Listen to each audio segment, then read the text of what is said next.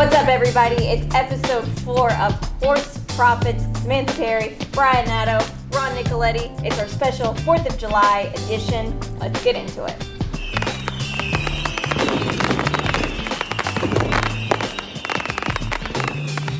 So with this week's Hoarse Profits episode, we've got a lot of stuff going on here in South Florida, and we got to talk to a really big staple in South Florida racing, guys. Yeah, David Fawkes, one of the best guys around. Really have a lot of fun with him. Yeah, trained a champion, big drama back in the day, and multiple Grade 1 winners as well. And kind of got to know Shaq Diesel a little bit today. One of the stalwarts here at Gulfstream the past several years, comes in off a win, and he's a big player in the Smile on Saturday.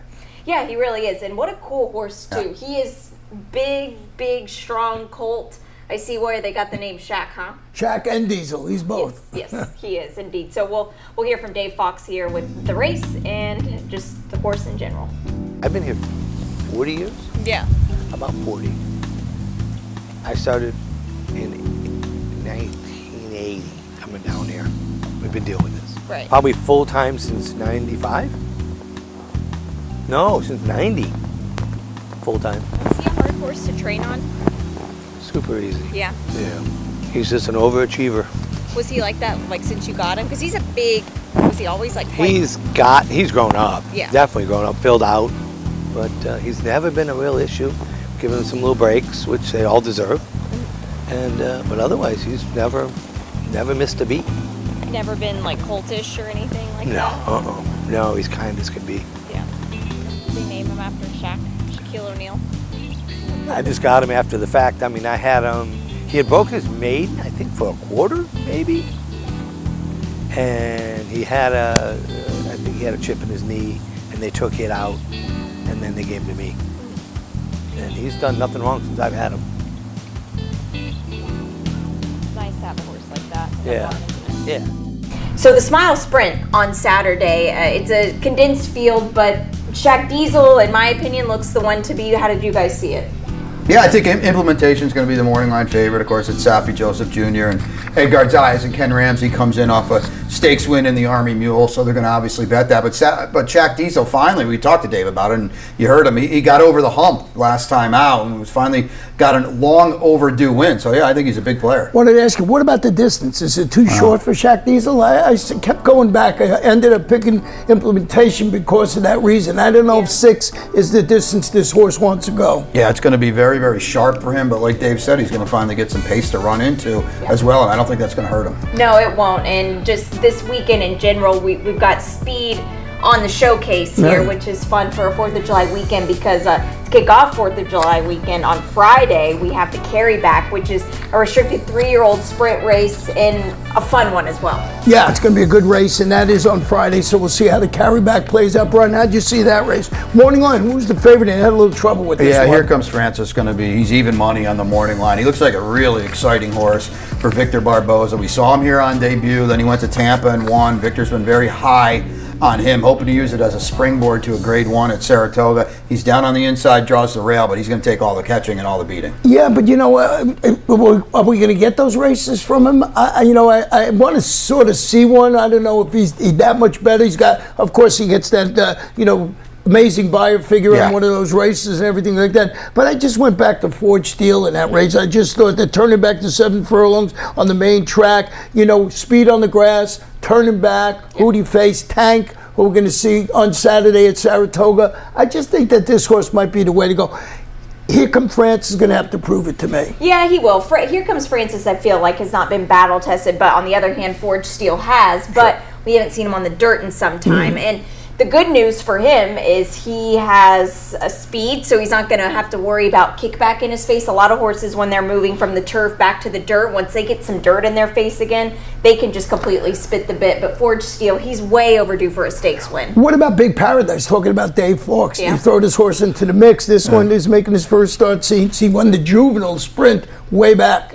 Yeah, it's a big ask off the layoff. He draws well, and Dave was, spoke highly of him, but he hasn't been out since late November, as Ronnie said. Now we're July 4th. Got a real horse down on the inside with Here Comes Francis, and an experienced stake horse with Forge Steel. So I kind of feel like maybe I'm going to watch one at least for Big Paradise. Yeah. And then Dave kind of told us, you heard him talk about just getting a horse ready like this for a race like this. A couple gate works, just nice 5/8 works. On paper, they look good, but he'll have to prove it to all of us. A very fun weekend here at Gulfstream Park with some stakes action. Sticking on the theme of just huge players that are here in South Florida and they're just local-based trainers, owners, Brian Nadeau caught up with Brian Cohen, the president of Arindel Racing, and Arindel, just a magnificent breeding operation, and they look loaded this year with 2-year-olds and 3-year-olds alike, especially at Saratoga this weekend. Yeah, for sure. Brian and his father Alan started Arindel and really got them rolling, and such a great supporter of South Florida Gulfstream Park Racing. And this year, the operation with Mythical, who's already won a stakes race at Saratoga, and now Evolution on Friday. They have Tank in the Grade 1 Belmont Derby later that day as well. So it's really, really come to fruition this year, and it was great to catch up with Brian. Talk just all-encompassing Arindel in general about not only the horses, but the breeding and some other fun nuggets as well. So we'll hear from him now. Happy to be joined now by Brian Cohen, the president of Arindel. And Brian, thanks for stopping by. It's been a good start to the year already. And going in, did you kind of feel like you had a good group of 2-year-olds? I know you have a bunch of them every year, but what was kind of the mindset to start the year? Yeah, we were excited coming in. Last year we we're kind of changing things up. We weren't sure which way we were going to go as far as breeding and buying and selling. And, we sold some of our better 2-year-olds, so we didn't have that many. And then this year we bought a handful in Kentucky and OBS. And then as the season went along, it seemed like we had a good group of homebreds also. So we have 30 babies, and from the beginning we were pretty excited for the spring to roll around. You've got Evolution, Mythical's kind of the star right now, but were they always the two? And Evolution's going to run Friday in the Schuylerville at Saratoga. Did they always kind of tip their hand, Brian, that they were maybe the two a little bit ahead of the crop? We thought highly of both of them from the beginning. Evolution on Friday in the Schuylerville. Obviously, it's a big step up. You're going to break from the rail. I'm sure you've looked at the race. It doesn't look like the saltiest group of 2-year-old fillies, at least I've ever seen on paper. I mean, how do you assess her chances in there? Yeah, I mean, it seems like Cassie's is probably going to be the one to beat there, even though it won in turf, from the sound of what Mark has said, it was just a race there.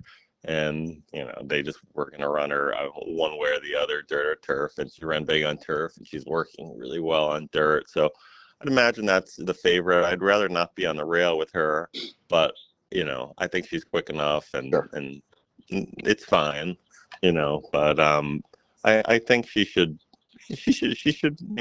Carlos is happy with the way she's training, and, we're hoping to catch a piece. Maybe we get lucky and, win an opening weekend stake in Saratoga. That'd be great. And then, hopefully come back, and she's kind of in our sire stake plans right now. Mythical hasn't been out since the Tremont win on June 5th, but we're taping this Monday, but she got flattered yesterday at Churchill Downs with Romeo coming back to win the Bashford Manor. You kind of all along was maybe eyeing the Adirondack up there, the middle race for the fillies. Yeah, no, that was good to see yesterday, and we've kept her fresh to this point where we think we can, hopefully go Adirondack to spin away, and and then see from there what we have. But Adirondack is the next spot. I think she's got 3 more. Just keep her happy works, right? Because we know she's fast and she's doing everything great, and George just speaks a world of her. Brian, talk a little bit about Brethren. I know Evolution is by Brethren, and he has been such a benchmark, stalwart kind of stallion for you guys, right? I mean, the horses that he's sired and what he's kind of meant to the family. Yeah, absolutely. He's done everything for us, from giving us sprinters. He's given us routers, Clapton and Octane, and the turf routers, and Key Biscayne, and maybe not so commercial, but to us he's been great, and he's getting up there, but now he's showing Because we believe he's out of the supercharger family, and which is just an incredible family, and the female family that we think that will go on, and with now him being a broodmare sire and getting to see how that goes, we believe that the Star Humor and Supercharger and all that, we kind of expect him to, start stamping himself on that side. He's just done everything for us, and we just think at some point it's going to be recognized, but maybe not for a little while, but maybe if he gets a grade 1 and a spin away or a couple grade 1s this summer, who knows? I'm getting ahead of myself.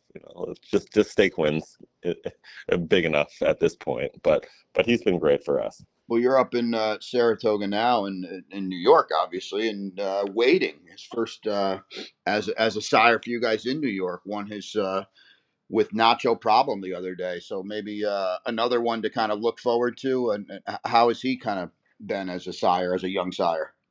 Yeah, he's we only had a handful early on. Just we wanted to be in New York a little bit. We spend summers up here, and we were looking around at what we were going to breed to, and he's out of our wait a while family, and he's beautiful. We think that he's the start of something pretty good up here, and obviously with wait a while and a lot of turf influence there, we've seen some of that coming through. And Nacho Problem, like I had mentioned earlier, was showing a lot early on and kind of disappointed us, but then when we put her on the grass, he's with Amelia Green up here, she thought that certainly that she was a grass horse. Never asked you this, so I'm fascinated to hear your answer. Who's naming all these horses, and how do they come about? You've got cool names. You've got Clapton and Lynx and Gatsby and stuff like that, and it's always cool to see the 2-year-olds each year. Who's coming up with all that? Is that a you? Yeah. I am, for the most part. Dad and I, we brainstorm together, and that just the mindset. We both like to do one word strong names. Yeah. We want any horse that we have to be able to, if they're going to be a stallion or a top mare, to have a stallion or top mare's name. We spend like a week at a time, just it's name week, and try and just get some good names. We always like to talk to 2-year-olds. I know that's been so important for you in the program, but I hate putting a grade 1 at Saratoga on the back burner, but Tank is just absolutely streaking into Friday's grade 1 Belmont Derby. And I like the Schuylerville. I'm a handicapper. I look at races. This wasn't the toughest grade 1 I've ever seen in my life. 1 1/8 with speed, Bri. You kind of got to be quietly confident he can make a dent in that race. Yeah, we've always kind of been high on him, and if you look, aside from, we definitely would say that the turf is going to favor speed over the Tapeta, and his turf form. He's won 3 stakes in a row, and his other turf stake that he just missed prior to that was against, Dream On just beat him, and Dream On just won the Penn Mile, and we've always thought that the distance was going to be better the longer we went, especially because he wants to be out front. He's a big horse, his speed's going to carry, and he's never had an opportunity to go this 1 1/8. Now he gets the rail. Louis won on him before, and it seems like there's just zero speed in the Zero. race. Yeah. So, and it looks like it's a good week of weather up here. It's maybe a little bit of rain early in the week, and then it's sunny, and it should be fast. The opening weekend at Saratoga, I mean, historically, as far as I've known and handicapped, it's pretty speedy early on. So, I don't want to get ahead of myself, but I think he is in the right spot. He deserves to be there. He's won 3 stakes in a row. We've thought about setting him up to a graded stake at one point or the other. It's time to, take on the big boys. Yeah, I mean, he's brought you to that spot, and he certainly looks like he's a horse that could have a say in there, especially with the flow of the race. Well, Brian, I want to thank you. I appreciate it. I know you got a lot going on, not just horses up there in Saratoga with the family and the kids and stuff. So thanks for taking some time. We want to wish you all the best this weekend as well. All right. Thanks, Pete. It's so great to hear from Brian Cohen, just somebody we know so well down here in South Florida. Hey, his dad, Alan, owned the Panthers. Of course, won their second consecutive Stanley Cup. Very proud of the team. And Alan, good guy when he owned it. And I'm glad he sold it some really good connections and good for the Panthers. How to get that in. Yeah, it's great to have the Cup stay in Florida and maybe again for a third year. Now, the Schuylerville, which we saw Evolution win here at Gulfstream Park, that one post not ideal, Brian. No, not ideal, but she's very fast. You heard Brian, and you saw her win here at Gulfstream Park, where she broke running and very fast. Not a, on paper, it's very early in the year, but not a great group of 2-year-olds. So I think she's a big player in there. Grade 1 Belmont Derby later in that card. We talked about Tank, and you heard from Brian. Ronnie, to me, Tank, you look at this race, and Brian said it, I said it, there's no speed in this race at all. I don't know if Tank's good enough. He's going to have a great chance to, at least as a price player in there, to get brave. How'd you see the race shaping up? I thought about that. I just didn't think he was classy enough to go all the way, and I thought it set up for a horse like Test Score for Grand Motion. That's where I ended up going. I think I might get a little bit of a price with Manny Franco in the saddle. I wanted to put Tank in the top 3. I just couldn't do it. I just think he doesn't class up. And I think with a small, compact field, that they are going to, somebody else is going to go up and try and, look him in the eye during the pace run. So I wanted to pick him. I hope he runs well.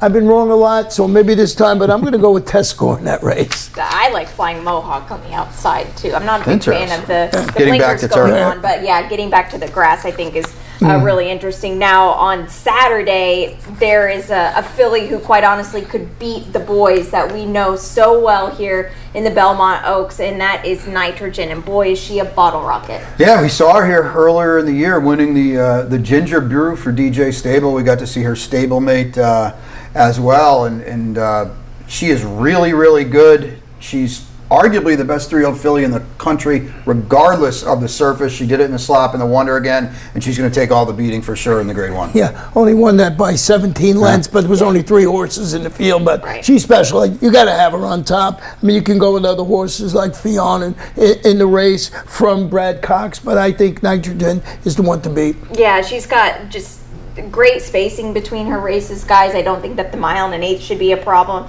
They named her Nitrogen because she's got that kick that's like a kick of nitro. Ron has that in the morning time. Oh, yeah. I'd definitely give it a shot. Many mornings ago. This could be a bridge to the Grade 1 Alabama, too, on the main track later. Yeah. Yep, that's what have some whispers have been, and maybe if we're lucky, we'll get Jonathan DJ Stables on the show a little bit later to talk about that after her victory. The key thing you said there is the 9 furlongs. That's going to separate a couple of people in that race. Yeah, it's really fun to see those horses go up to Saratoga that we just know so well here locally at Gulfstream Park, and we wish them the best of success this weekend with the July 4th Racing Festival at Saratoga. Guys, we've had another successful year across the pond with these Royal Pond juvenile 2-year-olds winning here at Gulfstream, taking their reign to Royal Ascot. Definitely. I mean, Patrick Bean Cohen, of course, went over looking very dapper. He had his top hat on, and he was ready to go. And horse ran well. Yeah, we'll hear from them there at Royal Ascot. Some thoughts pre-race and after the race with Lenny Lou, who was a game third-place finisher. To see everybody dressed up, to see the royal procession, and just be a part of something that's been going on so long and has such a history is amazing. It's been a plan a long time in the making. I'm not sure we ever thought it would come to fruition, and to be this close is both exciting and nerve-wracking. You know, it's important to be here, but the most important is to have the horse who bring you here. And we got fortunate this year to have a horse who seems to be good enough to compete against European horses. You're almost more nervous because you don't have any excuses. She's done everything right, so if we go out there, she's going to show everything that she's got. We've always held her in high regard. We're going to find out today how good she is. You know, we're quietly confident. go. They're off in the Queen Mary to a fairly decent start. Zelena, a red cap down the centre, leading to Lenny Lou. Steyer running on in the closing stages, but it is True Love and Ryan Moore who win the Queen Mary. Home in second, might have been Flower Head to Steyer, and then Lenny Lou, Cardiff by the Sea, Shine on Me, and Eskimo Pie. We were just all screaming for her, go on Lou, and we thought she had it. She was digging in. It was just amazing to see her run so well here. I think she ran very well, what is good for her future, because I think she will go a bit further than 5'8". We're so happy with third. I mean, it was incredible. She's so smart, she's so tactical. She can come from, on the pace to off the pace, anything. So, I think the sky's the limit for her. And we're delighted, we come, we beat by a length and a half. It's a great run. If she go back home, we give her a little break, maybe even send her to the farm a little bit to relax and grow a little bit more, and then let's go to Del Mar. It's so great to hear from Patrick Biancone and just see his success with horses here at Gulfstream Park and taking him over there, and just a huge third place finish. I'm excited to see what Lenny Lou does next. Yeah, that horse ran exceptionally well in that race. Yeah, without a doubt. And George Weaver now, who's already won a Royal Ascot race with Crimson Advocate, who won here a couple years ago. He went back this year with Sandals Song, so we'll hear from those connections as well. The horse looks great. He traveled in well. He's been working really well, and he's a straightforward horse. And, found himself out of trouble in his first race and won. So we're of course, it's a very, very tough group, but we're looking forward to seeing him run.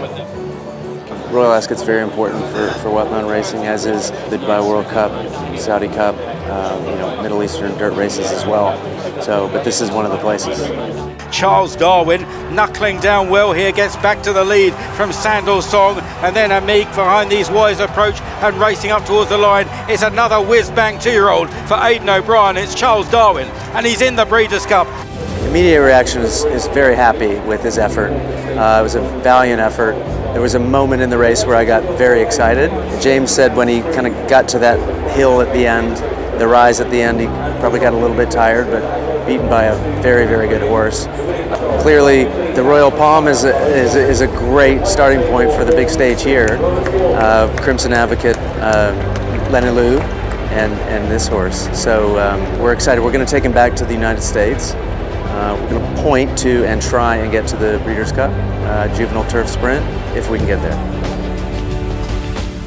Well, trainer George Weaver, he is no stranger to Royal Ascot and Sandals Song. I think that horse is going to get even better as he stretches out. Well, yeah, like Crimson Advocate did, who won a Group 2 race this year at Royal Ascot for different connections. So, yeah, he knows the blueprint, to be sure. When they started that program here in South Florida, Winning You're In, you never knew what to expect. It's been dynamite. It has. I don't think there's been a horse that's run worse than third in those races. Each and every year the winners have gone over and made a dent, whether they've won or hit the board, and it's just a great testament to the program we've created here. It's just a reign of Gulfstream Park horses at Royal Ascot. Now, guys, that wraps up episode number 4. We're celebrating 4th of July weekend now here at Gulfstream Park. Do you have any fireworks plans?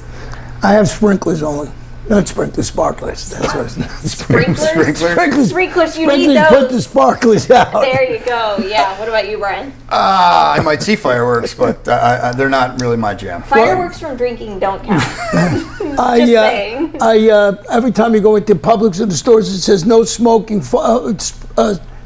Not sprinklers, sparklers. You're on that still. I'm still on sprinklers, sparklers. I can't understand. You're going to go in and light up sparklers in Publix? Inside Publix? That's the sign. I don't know. Maybe this guy. It's probably happened before. I would think so. If they have the sign, it's definitely happened. But a very fun weekend all across the country, but especially here at Gulfstream Park. And thank you to each and every one of you that joins our Horse Profits podcast. We'll see you at the races.